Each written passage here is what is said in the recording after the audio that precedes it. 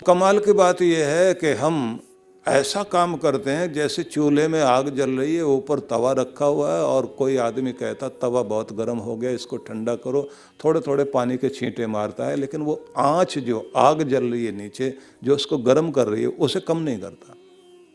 बाहर के कोई भी प्रयास आप कर लीजिए, जब तक आपके अंदर आग जल रही है, चिंता की, क्रोध की, परेशानी की, दबाव की, तनाव की, भय की और फिक्र की, तो वो आग जलती रहेगी और आपका तवा तपता रहेगा और आप कहेंगे शांति नहीं आ पा रही, कोई हमें शांति दिला दे। तो बाहर से छींटे लगाए जा रहे हैं, बाहर से मरहम लगाया जा रहा है कि सिर दर्द हो जाए दूर, लेकिन अंदर जिनके कारण सिर दर्द आता है वो हम ध्यान नहीं देते। आप जरा सोचिए कि दुनिया भर में एक नियम माना जाता है कि कुछ होते हैं लक्षण। लक्षण जो है चिन्ह हैं और पीछे छिपी होती है समस्या। जैसे बीमारी, बीमारी के लक्षण सिम्टम्स सामने आते हैं। डॉक्टर लोग जो सिम्टम्स को देखते हैं और सिम्टम्स का इलाज नहीं करते। अगर सिम्टम्स का इलाज करने लग गए, सिर दर्द है, सिर दर्द की दवाई दे दीजिए। चमड़ी में बाहर कोई खुजली हो रही है, एलर्जी हो गई, तो बाहर से कोई चीज लगाने के लिए दे दी जाए। तो ये आप बाहर से तो प्रयास कर रहे हैं लेकिन रोग तो नहीं गया। जब भी रोग कोई होगा तो क्या होता है? गला गड़बड़, सिर दर्द, सूजन आएगी, एलर्जी होगी, कहीं कोई दर्द होगा। अब ये सब चीजें क्या है? ये धुआं है और धुआं किससे उठ रहा है? आग से। तो हम आग का इलाज नहीं करते, हम लोग धुएं का इलाज करने में लगे हुए हैं। जिस दिन आपने आग का इलाज करना शुरू कर दिया, धुएं का इलाज अपने आप हो जाता है। जिस दिन आपने रोग को हटा दिया, दर्द अपने आप चला जाएगा। बीमारी अंदर से गई तो सूजन भी दूर हो जाएगी। आपको सबसे पहले ध्यान रखना है मूल कारण परेशानी का क्या है, चिंता क्यों आ रही, दुख क्यों आ रहा, हम इतने पीड़ित क्यों हैं। अंदर से हम सुधार नहीं करते, अपने आप को नहीं बदलते और पूरी दुनिया को हम कहते हैं दुनिया ठीक हो जाए। दुनिया ठीक नहीं होती, दुनिया ऐसी रहेगी। अपने अंदर इलाज करना पड़ेगा, अपने अंदर सुधार लाना पड़ेगा। और जब तक आप अपने अंदर सुधार नहीं लाएंगे तब तक बात बनेगी नहीं। तो क्या करना चाहिए? सभी के लिए एक कर्तव्य बनता है जिस चीज पर हमें सबको ध्यान देना चाहिए, और वो है कि सबसे पहले आप जिससे सही निर्णय ले सकें, अपनी बुद्धि को ठीक रखें। और उसे ठीक रखने का तरीका क्या है कि अपने मन को शांत रखें। अक्ल तभी काम करेगी जब आपका दिमाग शांत रहेगा। मस्तिष्क शांत रहेगा तो अक्ल काम करेगी, बुद्धि काम करेगी। योजना ठीक बनाओगे, प्लानिंग ठीक होगी, निर्णय ठीक लोगे, और उसके बाद अंदर हिम्मत आएगी। उसके बाद अगली चीज आती है कि आप अपने मस्तिष्क को शांत रखिए। बुद्धि को ठीक रखने के लिए अच्छी चीजें पढ़ना शुरू कीजिए, विचारों का शुद्धिकरण करें। विचार ठीक होंगे तो आपकी जो बुद्धि है ये सही दिशा में चलेगी। नहीं तो बुद्धि तो रावण के पास भी थी, बड़ी सारी चीजें जोड़ ली उसने। सोने की लंका उसके पास है। और बुद्धि कभी भी किसी व्यक्ति की गड़बड़ हो जाती है, क्योंकि गड़बड़ कराने वाले लोग मिल जाते हैं। आप देखते हैं ना कि सीता माता ने राम जी से सोने का हिरण मांगा और राम जी समझाते रहे कि सोने का हिरण नहीं होता। उन्होंने कहा कि ये सोने जैसा हिरण है या सोने का है, मुझे तो ये चाहिए। राम जी पीछे चले गए।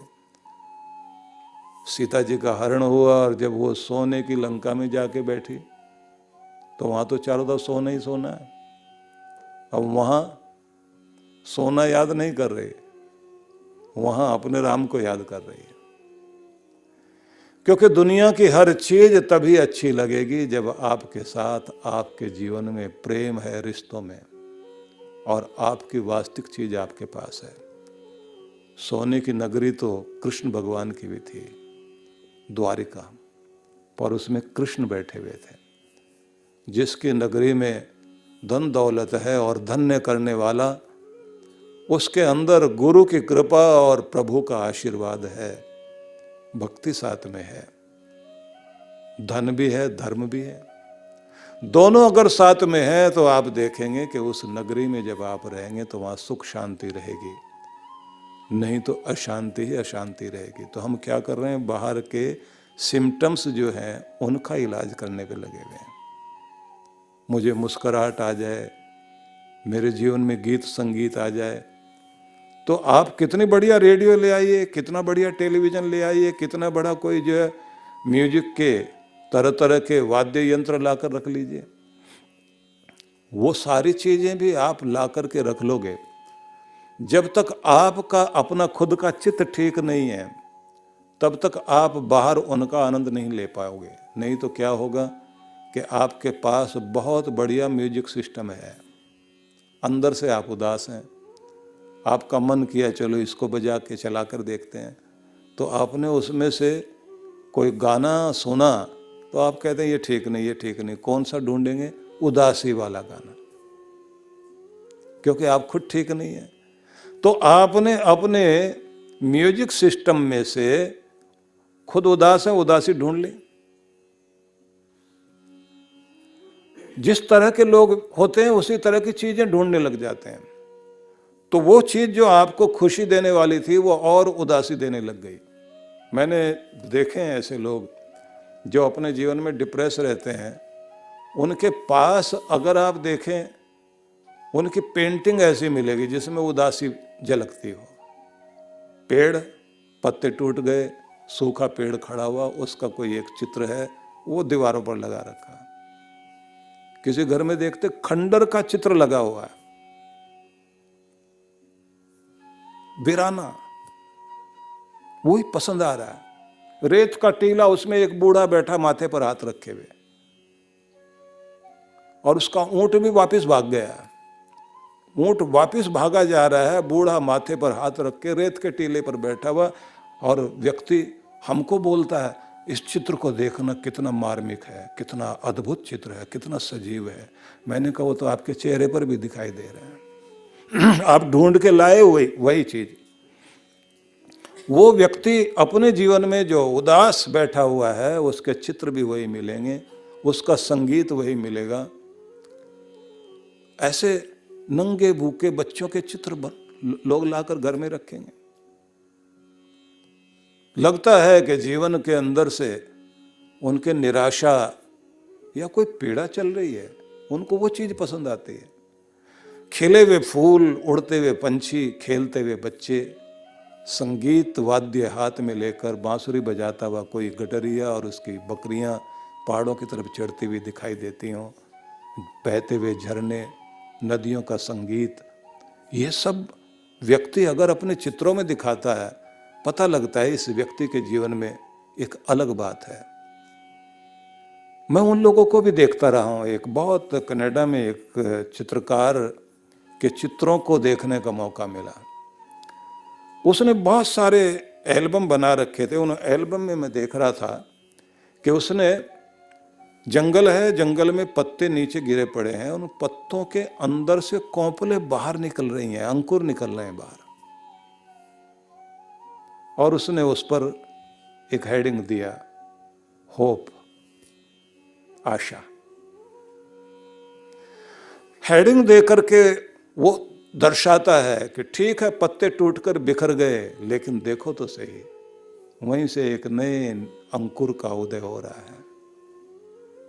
उसने एक ऐसी जगह का चित्र लिया जिसमें पूरी मिट्टी में दरारें आई हुई हैं, लेकिन उन्हीं के अंदर से कुछ पौधे उगाए हैं, कुछ अंकुर निकल रहे हैं, और एक जगह एक फूल मुस्कुरा रहा है। और तरह तरह के उसने जो है हेडिंग देने के साथ में नीचे 2-2 लाइनें लिखी हुई हैं कि जीवन अगर तुम्हें इस स्थिति में भी ले आए तो भी ये ध्यान रखना, मुस्कुराने का अवसर है, आपको आगे बढ़ने का अवसर है, अपनी उम्मीद को छोड़ना नहीं, आपको आगे बढ़ना है। मैंने वो एल्बम देखी तो मुझे बहुत अच्छा लगा। मुझे दिखाई दिया कि एक व्यक्ति ने चित्र तो लिए हैं, लेकिन कहा जाता ना कि एक कहानी कितनी भी महत्वपूर्ण हो, आप 1000 शब्दों में उसको कहोगे, लेकिन एक पिक्चर सामने रख दीजिए, एक पिक्चर, छोटा सा एक चित्र, वो 1000 शब्दों से भी बढ़ करके अपना प्रभाव रखता है, क्योंकि उसे देखते ही आपके मस्तिष्क में प्रभाव आता है। क्योंकि हम सब की एक आदत है और मनोवैज्ञानिक प्रक्रिया भी है कि हमारे मस्तिष्क में जब भी कोई शब्द हम सुनते हैं तो उसके चित्र बनते हैं। चित्रों की भाषा में ही हम लोग सुनते समझते हैं, इसलिए बच्चों को भी शुरुआत में जो है चित्र दिखा करके ही पढ़ाया जाता है, चित्रों से उसको शब्द पकड़ाए जाते हैं। क्योंकि मनोविज्ञान ये बात जानता है, मनोविज्ञान ये समझाता है कि अंदर चित्र बनते हैं प्रत्येक व्यक्ति के, तो बच्चे के अंदर चित्र तो बन रहे हैं, उसके साथ में उसे बताना है कि ये एप्पल है ना, ये ए फॉर एप्पल है। अब उसको जो है बिल्ली दिखाई दे रही है, अब वो बिल्ली की तरफ ध्यान बच्चे का जाता है, वो सी फॉर कैट ये सामने ला करके दर्शाया जाता है कि ये जो तुम्हारी बिल्ली है ना, इसको लिखने के लिए, इस कैट को लिखने के लिए इस तरह से पहले सी बनाना पड़ता है और फिर आगे पूरे अक्षर लिखे जाते हैं। वो शुरुआत में तो उसे CAT नहीं कह सकते। इसलिए मैं ये निवेदन करना चाहता हूँ आपको कि हम जो बाहर लक्षण हैं, उन लक्षणों का अगर इलाज करने के लिए बैठ जाएंगे, बीमारी नहीं जाएगी। हमारी बीमारी कहाँ है? अगर हम दुखी हैं, हम परेशान, हम चिंताग्रस्त हैं, तो ये बात पहले ध्यान रख लीजिए कि सबसे पहले जीवन में शांति लाने की चेष्टा करनी चाहिए। दूसरा कार्य क्या करना चाहिए? अपनी बुद्धि को सही बनाएं, क्योंकि डिसीजन लेना, योजना बनाना इसी के जरिए होगा। और अपने मनोबल को ठीक रखें। तीसरे नंबर पर बात आती है कि मनोबल आपका ठीक रहना चाहिए। मनोबल अगर आपका ठीक है तो आप के सामने 2 रास्ते दिखाने का काम मन करता है। मन कभी भी एक रास्ता नहीं दिखाता, 2 रास्ते दिखा देता है, अच्छा भी बुरा भी, इधर या इधर, वो दोहराए पर लाकर खड़ा करता है। दोहराए पर लाकर खड़ा कर देगा और उसके बाद में बुद्धि से कहेगा कि तुम दोनों में से एक चुन लो। वहाँ चुनाव करने के लिए मौका होता है। जिंदगी में जगह जगह चलते चलते आपके सामने 2 रास्ते आते ही जाएंगे, 2 रास्तों में से आपको एक चुनना होता है। और उन लोगों के जीवन में ये बड़ी बात रहती है जिन लोगों की अक्ल ठीक है, जिन्होंने अभ्यास किया है, तो वो निर्णय लेने में बहुत सही होते हैं, तुरंत निर्णय लेते हैं और ठीक निर्णय लेते हैं। और जिन लोगों का मन चंचल रहता है लेकिन बुद्धि भी स्थिर नहीं रहती, तो वो लोग जो है बार बार दूसरों से कहते हैं कि मैं कोई डिसीजन नहीं ले पा रहा, आप ही मेरी मदद करो, मैं निर्णय ले पाऊँ। और ये बात ध्यान रख लीजिए कि आपका भविष्य बनता आपके डिसीजन पर ही है। निर्णय आपके ठीक हैं तो आपका भविष्य भी ठीक बनेगा। और आज जो आप बने हुए हैं तो वो भी पीछे के डिसीजन, पीछे के निर्णयों के कारण आज बने हुए हैं। इसलिए डिसीजन जो है, निर्णय बहुत बड़ी भूमिका निभाता है आपकी ज़िंदगी में, और ये आता है अक्ल से।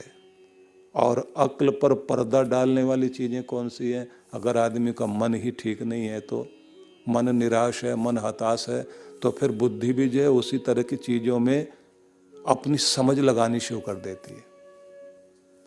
जब आदमी बहुत डिप्रेस होता है तो फिर बुद्धि क्या करेगी? डिप्रेस आदमी का मनोबल टूटा हुआ है, आदमी जीना नहीं चाहता, बुद्धि फिर उसको सहयोग करेगी, मरने का आसान तरीका बताते हैं, तरीका ढूंढने लग जाता है आदमी। बुद्धि वही है, वो कहता है ये आदमी मरना चाह रहा है तो इसको तरीका बताओ। अब वो 5-7 तरीकों में से एक तरीका ढूंढना शुरू करता है कि ये थोड़ा आसान रहेगा। और अगर उसका मन फिर ठीक हो जाए तो अक्ल उसको समझाने लग जाती है कि ऐसी समस्याएं आया करती हैं, तुमने पहले भी न जाने कितनी कितनी मुसीबतों से जीते हो, तो क्यों घबराते हो, सब ठीक होगा। अक्ल उसी के अनुसार काम करने लग जाएगी। इसलिए बात ध्यान रख लीजिए कि सबसे पहले तो आपको मस्तिष्क शांत रखना है, बुद्धि को सात्विक बनाना, मनोबल टूटने नहीं देना। अब इसी के साथ में जरूरी चीज आ जाती है, वो ये कि मन को रंगना है आपने, जिससे भावनाएं बन सकें, हृदयगत भावनाएं बने। आपकी इमोशन जो है वो बहुत बड़ा रोल अदा करती है, क्योंकि जैसे आपकी इमोशन होगी, जैसे आप जो है भावना रखेंगे, उसी के अनुरूप फिर जो है विचार आएंगे, उसी के अनुरूप मन हो जाएगा, उसी के अनुरूप फिर बुद्धि काम करेगी और वही सारी चीजें आपके सामने प्रकट होनी शुरू हो जाएंगी। अब भावना क्या होनी चाहिए? अगर भावना क्रोध की है तो आप जो है दुर्भावना वाले हो गए, और दुर्भावना वाला व्यक्ति, क्रोधी व्यक्ति, फिर क्रोध वाले ही निर्णय लेगा। और अगर आपके अंदर शांति वाली भावना आ रही है, करुणा और दया की भावना आ रही है, तो फिर आपकी बुद्धि क्या कहेगी कि मुझे दया करनी चाहिए। तब आप करुणा निधान भगवान के स्वरूप को ध्यान रख करके कि जिसने मेरे ऊपर इतनी दया की है और जैसे मेरे बड़ों ने मेरे ऊपर दया की है, मेरा भी फर्ज बनता है कि मैं भी आगे दया करूं। इसलिए फिर ऐसे लोग क्या करते हैं, अपनी अक्ल का इस्तेमाल दुनिया की भलाई के लिए करते हैं। आप जरा सोच कर देखिए, वे दुनिया के महान वैज्ञानिक जिन्होंने बड़ी बड़ी खोजें की, उनकी खोज का लक्ष्य क्या था? दुनिया का भला हो, करुणा मन में थी। तो ऐसे लोगों ने क्या की खोज की? किसी ने रेबीज का टीका बनाया, किसी ने हैजे के उपचार के बारे में सोचा, किसी ने मलेरिया के बारे में कार्य शुरू किया, कोई टेटनस का इंजेक्शन तैयार कर रहा है। अभी भी दुनिया भर के वैज्ञानिक लगे हुए हैं जो आपके लिए बचाव के लिए तरीके ढूंढ रहे हैं, किस तरह से समस्याओं से, वायरस से छुटकारा हो। किसी समय में केवल चेचक के कारण लाखों लोग मर जाते थे, किसी समय प्लेग के कारण गांव के गांव, नगर के नगर तबाह हो गए, और थोड़े बहुत लोग नहीं मरे। 2 और 3 बार तो यूरोप में भी प्लेग का इतना भयंकर रूप रहा कि जिसमें 1-1.5 करोड़ लोग मरे हैं। लेकिन जिनकी बुद्धि सही थी और वो दुनिया के लिए कल्याण की भावना रखने वाले लोग थे, उन लोगों ने बैठकर फिर प्रयोग किए और प्लेग का फिर टीका खोजा। उसके लिए उस वायरस को मिटाने का प्रयोग सामने आया और पूरी दुनिया से प्लेग जड़ से खत्म हो गई। ये कौन लोग थे जिनके अंदर करुणा जागी, दया जागी कि जिंदगी बहुत कीमती है। अगर हमारी अक्ल संसार का भला करने में लग सकती है तो हमें यह करना चाहिए, और उन लोगों ने वो कार्य किया। इसलिए कहते हैं कि जब व्यक्ति के अंदर दया आती है तो ऊपर वाला तुम्हें याद करता है, और जब तुम ऊपर वाले को याद करते हो तो तुम्हारे हृदय में दया जरूर पैदा होती है। इसलिए दया शब्द को उलट कर देख लीजिए। दया शब्द को जब उलट कर लिखते हैं तो वो याद बनता है, और जब याद करते हैं तो उलट दीजिए शब्द को, तब वो दया बनता है। हम प्रभु को याद करें, वो हमारे ऊपर दया करें। हम दुनिया में दया करना शुरू कर दें, परमात्मा में याद करें। भगवान याद रखेंगे कि मेरा बच्चा एक है इस दुनिया में, मेरे दिए हुए कार्य के द्वारा इस दुनिया का भला करने में लगा हुआ है। तो मैंने आपसे कहा, सिम्टम्स को देख करके हम लोग ये सोचने लग जाएं ये इलाज है, ये इलाज नहीं है, तो भावना तक हम लोग पहुंचे थे, इमोशन तक हम पहुंचे। डॉक्टर गोलमैन ने इमोशन पर बहुत काम किया।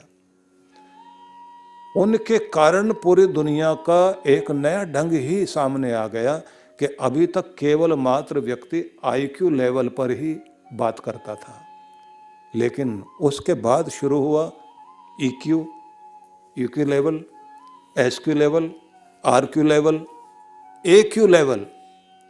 एक्यू लेवल मुसीबत जीवन में हो उसका सामना करने की आपकी बुद्धिमत्ता, जिसको उन्होंने एडवर्सिटी कोटिएंट कहा। साधारण चीज नहीं है। बड़े सारे भीड़ में लोग बैठे हुए होते हैं, अचानक कोई मुसीबत आ जाए, उनमें से कोई एक आदमी उठेगा और उठ करके कहेगा घबराना नहीं, मैं ठीक करता हूं अभी। वो जाएगा और जाकर के समस्या ठीक करेगा। बाकी लोगों के हाथ पांव कांप जाते हैं। ये भी एक प्रतिभा है। कुछ लोग ज्यादा पढ़े लिखे नहीं होते, लेकिन उनको जो बिजनेस करना बहुत अच्छा आता, बहुत अच्छे से कमा लेते हैं। कुछ लोग अच्छे सर्टिफिकेट के कारण नौकरी पा जाएंगे, लेकिन व्यवहार अच्छा नहीं होने के कारण उनकी नौकरी जाती रहेगी, उनके पास जो कुछ है वो हट जाएगा, क्योंकि उनके पास में आईक्यू लेवल तो बढ़िया था, तो उन्होंने जो सर्टिफिकेट तो पा लिया, लेकिन ईक्यू लेवल उनका अच्छा नहीं था। जो इमोशनल इंटेलिजेंस होनी चाहिए वो नहीं थी। तो अब इस पर काम हो रहा है, दुनिया भर के लोग इस पर काम कर रहे हैं।